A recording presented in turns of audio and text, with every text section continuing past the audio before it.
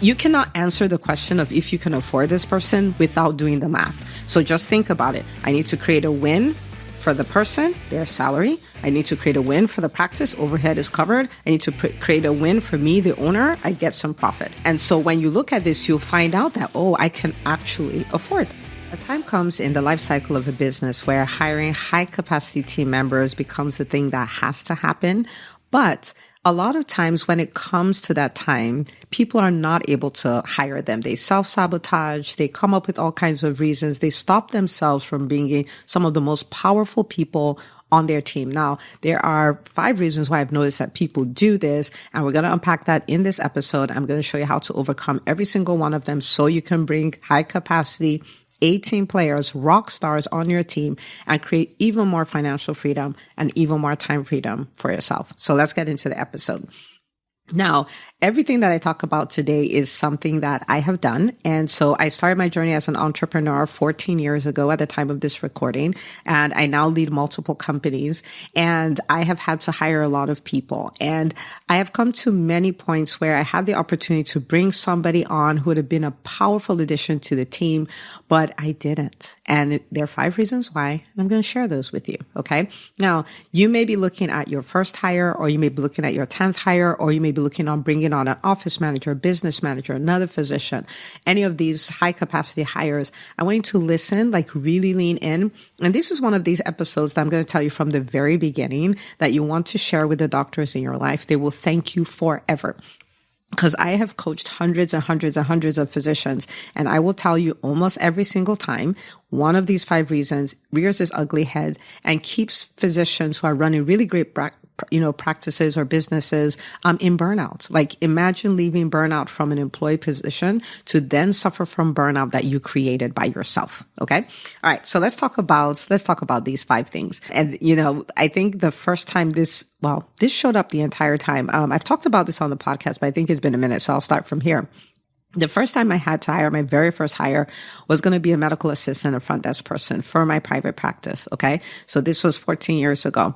I lived in all 5 of these reasons. And because of that, I was my own front desk. I would pick up the phone and say, thank you for calling Ivy League Pediatrics. This is Ella. Ella was my alter ego, right? I did not hire an MA. I worked up my own patients. I gave my own vaccines. You will think this is completely crazy, but I did not even hire a biller. In the beginning, I did my own billing by myself. I want you to imagine someone who knew nothing about entrepreneurship doing all of these things, right? So these 5 reasons showed up, and then I overcame that, and I hired my first medical assistant, then my front desk person, outsourced billing, and all of those things. And then it came time to hire my first physician hire, and I was like, oh my goodness, like think about, how the payroll is going to balloon. Like, I don't think I can do this, right?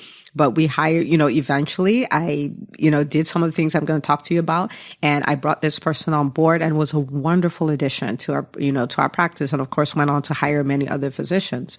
And then, when we got over to the EntreMD side, I got to a position where I was like, I need to bring on an executive assistant, or I need to bring on somebody else who could facilitate classes and all of those things. Again, a lot of these things reared their ugly heads. So I've had a lot of experience with this. When it was time to bring on a practice manager, I was like, oh my goodness, like I'm going to add this to the payroll, like all kinds of stuff. Okay. So I have a lot of experience other than the experience I have from coaching people. So I want you to really lean in. Okay. Why is it important that we talk about this? It is really critical because with your journey as an entrepreneur, the beginning part of your journey is taking your business to profitability, really. Like that's kind of where your focus will be: marketing, selling, all of those kind of things. But once you get there, your capacity to serve people would be limited because you're one person. Your capacity to bring in new patients or new clients will be limited because you're one person. Your capacity to bring your business to the professional phase will be limited because there's a limit to the knowledge base you have. Your ability to continue to grow your business while you maintain a life that you enjoy, right? It will be limited if you do not have people. And the more high capacity people you have, the more peace and quiet you have in your business, the better everything will be. So I run multiple businesses, but I still have time to travel. I still have time to spend with my kids. I have meaningful time with kids as a daily thing that I do. I'm able to homeschool my kids. I'm able to mentor hundreds of people, like outside of what I do with the business school. I have so many lives going on at the same time, but there's no way that would work if I did not have a high capacity team. So this is something you want to really spend time figuring out, embracing the discomfort, getting done, because it will change everything for you. So let's talk about the things that come up. The first thing that comes up is, can I pay this person, right? Like, so you brought your business in, but you brought your business to a state of profitability, but you have like 5 roles, right? And so when you start out, like getting other people to fill these roles, like you're the owner and you're the manager and you're the CEO and you're the technician who's doing the actual work and you're the accountant and you're the lawyer and you're everything, right?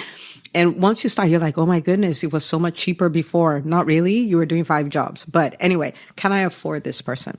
Can I afford to pay this person? And this is a great question, right? Because we talk about profits a lot. And if your business is not profitable, you have to shut it down, right? But this is the deal, right? This is one of those things where the more information you have, the more confidently you can make the decision. So let me explain this a little here. When you bring somebody on, you want that person to be able to create a win-win-win situation. So this hire is a win for you. It's a win not in that order. It's a win for the person you hire. It is a win for the business, and it is a win for you, the owner. Okay. Because of course you're separate from the business. So what does that mean? It's a win for the person in the sense that they get to be paid well. It is a win for the business in the sense that the overhead is taken care of. It is a win for you, the business owner, because this role creates a profit, right? Like you are taking on the risk of building the container where this person can thrive. So a profit is deserved, right? Like it really is. So that role should be able to create the payroll for the person. So the revenue that you pay, the income you pay the person, it should be able to create the overhead associated with that role. And it should be able to create a profit for you. Now, if you're able to work out this equation where I'm bringing in this person, I am going to pay them $100,000 a year. But this person is going to be generating 400,000 in revenue. And so maybe 100,000 goes to this person, maybe 100,000 goes to, like overhead and all of those things, or even more. Like if it's like a private practice, maybe 50%. So maybe 200,000, and then 100,000 goes to you as profit. Do you see, like that's a win-win situation? And if you're able to plot that out, then hiring that person is not a problem, because the person is not costing the company anything. The person's salary is an investment, right? So when you wonder, can I pay this person? That is not a question that you can answer without numbers. So you may think, well, it's my first year in business. Maybe I can't pay this person. Or, we have a lower profit margin, so we can't pay this person. That's not how this works. You actually need to go work the numbers, right? Like, what will this role generate? And you might go like, I don't know what the role will generate. You want to look at, and this is the owner job, right? Like you're going to have to do this. You want to look like, what are the revenue generating opportunities here? So let me give you an example, a simple example. Let's say you are bringing an office manager on, and you're bringing an office manager on, and they have many things that they're going to be responsible for. But 2 of the things they're going to be responsible for is, 1, they're going to make sure that your schedule is full at all times. Let's say you decided, I want to see 20 patients a day. I want me and the other doctors in this practice to see 20 patients a day. Okay. And let's also say that you've not been able to keep an eye on the biller. And so because of that, your AR, your accounts receivable, is ballooning. And you're like, okay, I want somebody to keep a pulse on this so that we are collecting all the money that we're supposed to collect. Okay. So let's say that's what the person is doing. Let's say you're a coach. You want to bring somebody on because maybe you have a hybrid model where it is group and it is one-on-one coaching. You cannot fulfill all of that. But if you bring this person on, you can hire more people. Okay. So let's look at how this works. So for the practice administrator example, let's say that, a patient counter is worth $100, and none of these numbers are really real. I'm just making them up because ones and zeros, it's easier to do the math. Okay. So let's say it's worth $100 per visit. And you realize that even though you want to see 20 patients a day, most of the days you're seeing 15 or 16. Okay. So let's say 16. So that means there's 4 holes in your schedule. And if you calculate that, that's $400 a day. And for a week is $2,000 a week. Multiply it by 50. Right? 2,000 times 50, that gives you $100,000. So that means you have a potential $100,000 that you're leaving on the table. Okay.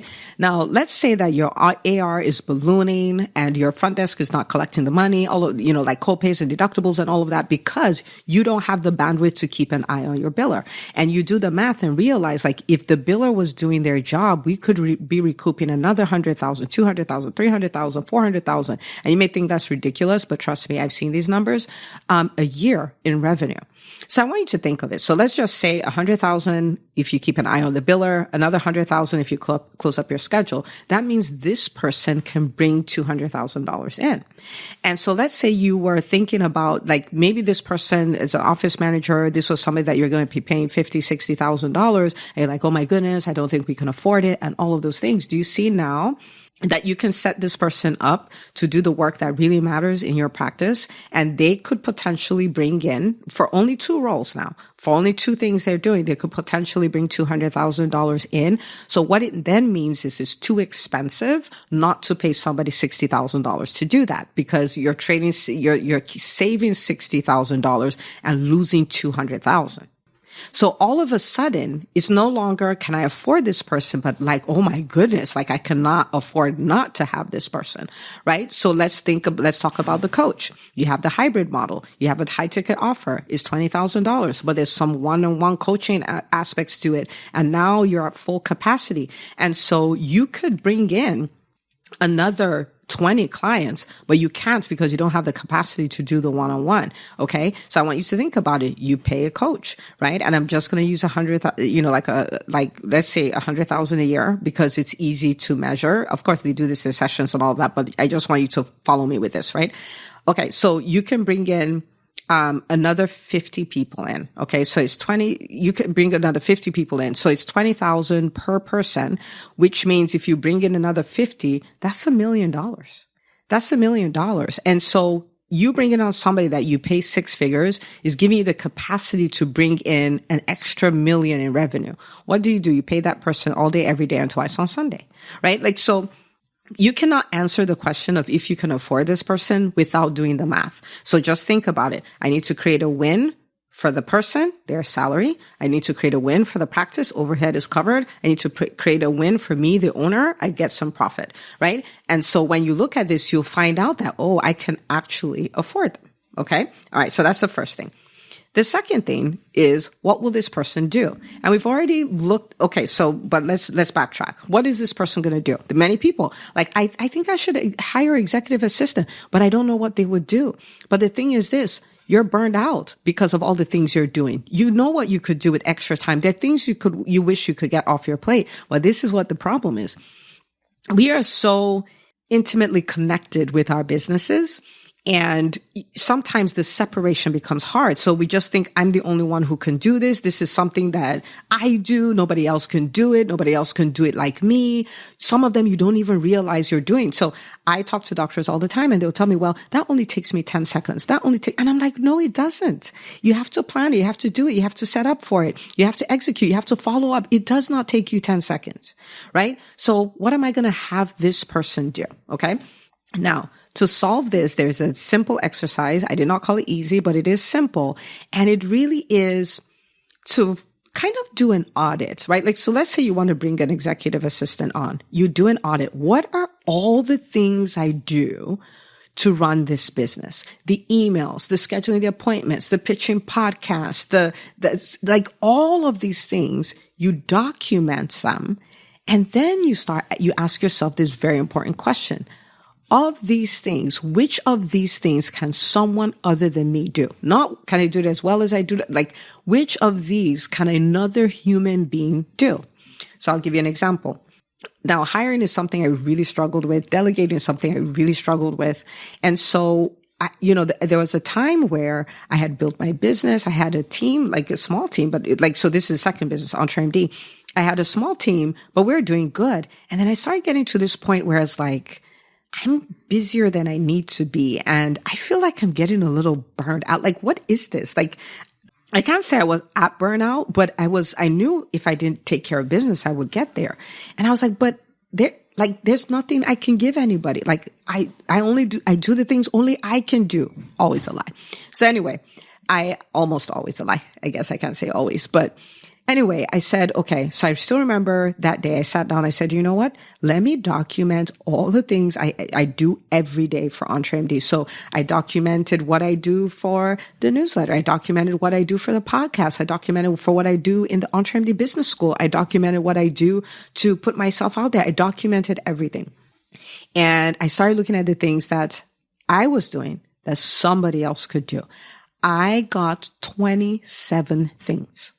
27 things. So I went from, I don't think there's anything to give an executive assistant to like, oh my goodness, can one executive assistant do all of this? Now, of course they could, but do you see what I'm saying? Like 27 things.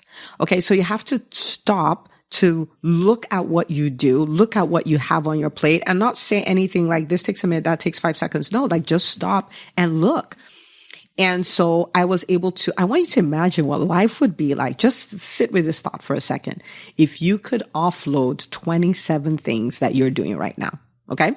Now you may say, I'm not trying to hire an executive assistant, which that is fine, but it's the same thing with the practice administrator. If you run your own practice, there are a lot of things you do that are practice management that somebody else could do. So it's the same exercise. What are the things that I'm doing that a practice administrator can do? And you start documenting it and you'll find out that you have a lot of stuff for someone to do for you. Okay. It could be any role, right? Okay. So the solution to that is this exercise. What is it? Document everything you're doing and then ask yourself, what is it on here that somebody else can do? Okay. Now, you also want to make sure that, this relates to the first thing. You also have revenue generating activities that this person is doing so that person can pay for themselves. Okay. All right. So number 3, I hear this a lot and people would say, oh my goodness, if I have a bigger team, that is more responsibility. Now, the first part of that responsibility is I have to figure out payroll. We've already talked about that piece. The other responsibility is, I have to manage this person. I have to train this person. I have to coach them. Like I remember hiring people and going like, oh my goodness, why, like, I didn't say this intentionally, but why can't they read my mind? Why can't they just do these things? Why can't they just figure out life? Why do I have to coach them through and all of those things? But this is the deal. I'm going to give you an example. Okay. Now at this stage in my life, I don't cook. I don't clean. I don't go grocery shopping. I don't go clothes shopping. I mean, go if you like it. I just don't. So I don't do it. I don't manage my email. I don't manage my calendar. I have so many things going on at the same time that I don't have my hands in. I have the time to travel. I have the time to homeschool my kids. I have the time to lean into things that matter to me. I have time to work on my legacy. Like I want this to be said about me when I'm dead and gone and I'm working on it. I have time to do all of that. And I'm not the only one. Like there's so many doctors in the EntreMD business school who have been able to buy their time back. They're able to take a vacation every quarter. They're able to spend time work, like in their marriage with their children. They're able to go back and do hobbies, whether that's karate or playing the piano and all kinds of fun stuff, knitting, crocheting, all kinds of things. They're able to take care of their health, work out, do all of those things, right? Imagine if you could do that, right? Imagine if you could have a thriving business and you can have time. You can have time freedom. You can have time to go have lunch at your kid's school. Okay. Now, for 100% of the people who are doing this in the business school, in the EntreMD business school, we call it building your dream business and your dream life at the same time. We don't believe in waiting. We've waited so long to become a doctor, to become the attending, to do all of that. So we don't wait anymore. We're doing this concurrently. But the prize for that is managing a team, right? Like if you think about managing a team just on its own, just to be managing a team, it's like, oh man, I shouldn't have to do that.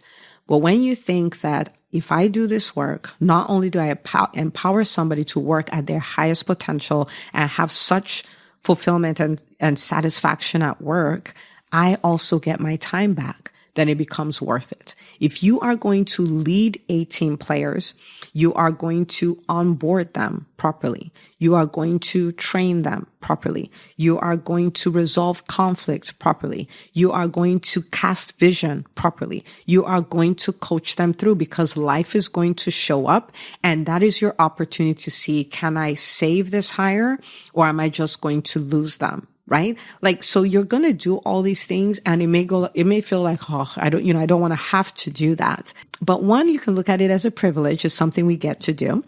But two, you have to understand that the secret to time freedom as a entrepreneur, as a very successful entrepreneur, is a rockstar team. Okay. So the way it's like, I didn't like biology. Okay. That was just not my thing. Right? No path to medical school that I knew about that did not involve biology. So what did I do? I loved biology. Right? And so the whole thing about bringing on, leading, coaching, training your team, you can learn to enjoy that. You can realize that that's the work. That's the work for time freedom and exponential increase in financial freedom. Is your team. Okay. So yes, it's more responsibility to manage, but is it doable 1,000%? Can you do it 1,000%? Why? Because leadership is a skill. You can acquire it just like anything else. And if you could become a physician and you could build a thriving business, you can figure out leadership. Okay. All right. So in the EntreMD Business School, we focus a lot on team, especially in EBS scale. Like after you hit $1 million in revenue, it's kind of like team, like 1,000% team, right? And we focus on that because it's a skill and you can learn it. Okay. All right. Number four comes up a lot. And number 4 is, I am embarrassed that this new hire, this new rock star, high capacity hire will find out that I don't have it all together, that my practice, my business is not as good as it looks or whatever. Because remember, you know everything that's wrong with your business, right? And it's like, oh, they thought I was all that, and they're going to come in and they're going to say I don't have it together. And I understand that, because there are many hires I've had to bring in. I was like, oh my goodness, but this is the deal. Okay. So there are a number of things that would be really important to remember and to really lean into. One of them is that your business will always be a construction site. There will always be something wrong with your business. And when I say something wrong, it's more like there'll always be something to improve, to make better. There will always be something that broke and you have to make it better. Because guess what? I mean, think about it. When you take your business from 100,000 to 1 million, things break, because the thing that worked at 100,000 doesn't work at 1 million. When you take your business from 2 team members to 10 team members, things break, because like the 2 team member version, 10, they're completely different. And so there will always be things to work on, always.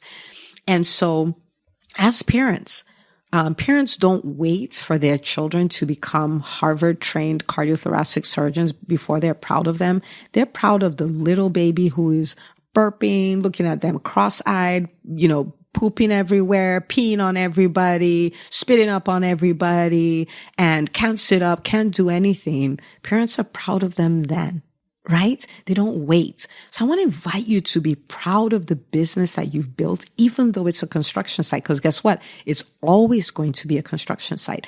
The person you're thinking of, would judge you.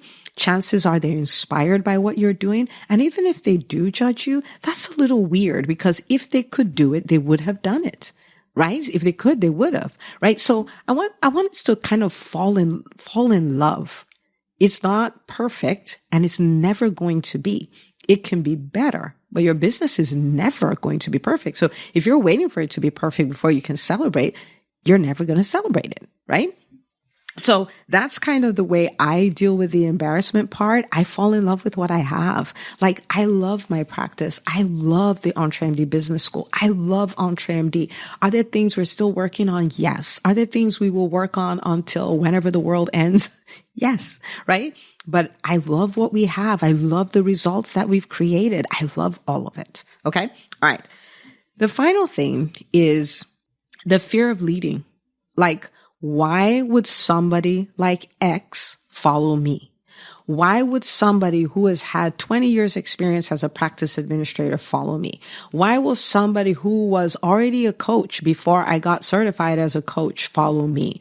Why will this executive assistant who had who had worked with the CEO of a company that was doing 10 million in revenue follow me? Why will they follow me? Why would they follow me? Right? And again, with this has happened so many times, I come back to falling in love with the business that I have. I come back to falling in love with the results that we create. I lean into the vision more. Like, when I have an executive assistant who works with me, but when she's doing emails or she's getting me on podcasts and she's doing all of these things, she does not just see the task. She sees that she is part of the Calvary in medicine. She sees that she is part of the team that is going to help 100,000 physicians learn how to build profitable businesses so they can live life and practice medicine on their terms. She sees that she's taking doctors from burnout to their own businesses, to financial freedom, to time freedom. She gets the value of her work, right? So I lean into the vision. I lean into the work that we do. I lean into the story. I lean into the mission. And I own that. So I may not be somebody else, but I'm me. And what we're doing is so important. And the other thing I do is I recognize again that leadership, it's a skill and I can build it. I can learn to lead. There's a book that I've read many, many times. It is the 21 Irrefutable Laws of Leadership by John Maxwell. And I read and I apply. I read and I apply. I learn, I apply. I practice, right? Because it's a skill. And so you can lead the person and you can become better at leading, right? And so the reason why I took the time to walk through all of this is because this comes up so many times, but you, my friend, are not going to, your vision requires a team and your freedom requires a team. And you maximizing your potential as an individual and maximizing the potential of your business will require a team, and not just any team, but a team of A players. And you are the woman, the man for the job. You can lead A players, but you want to lean into the things that stop you, overcome them, and go all in. Leading teams has dramatically changed my life on a personal and professional level, and I would love the same thing for you. So this is one of these episodes that I would say you want to come back, listen to again, workshop it, maybe grab a few friends, workshop it together. Like, how's this fear showing up in my life? What decision am I making? And I want you to go start implementing it. You have teams, start practicing the things you've learned. You have a critical hire you've been stalling on. It's time to go put that ad out, right? And get that person on your team.